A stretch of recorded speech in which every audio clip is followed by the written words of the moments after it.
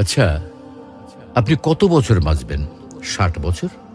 কি কম হয়ে গেল? আচ্ছা, বড় জোর ৭০, না হয় ৭৫ বছর। আর যদি খুব লাকি হন তাহলে ৮০ অথবা তার একটু বেশি। টিক টিক করে কিন্তু সেকেন্ড সময় চলে যাচ্ছে, আর টুক করে হাতে জমে থাকা সব সেকেন্ড শেষ হয়ে যাবে একদিন। একজন মানুষের কাছে যখন কয়েকশো কোটি টাকা থাকে তখন তাকে টাকার বিলাসিতা মানায়। যার কাছে কয়েকশো টাকা আছে তাকে কিন্তু টাকার বিলাসিতা মানায় না।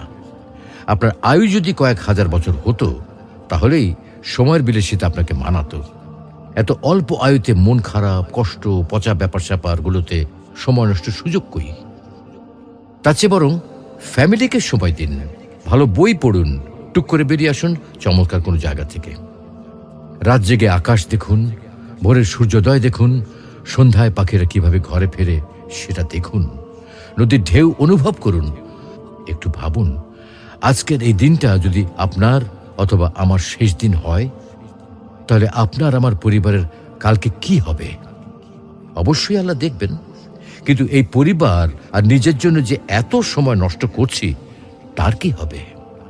তো আসুন আমরা নিজ ধর্ম পালনের মাধ্যমে সৃষ্টিকর্তাকে রাজি ও খুশি করি। হয়তোবা আজকের দিনটাতে সফল না হলেও পরকালীন জীবন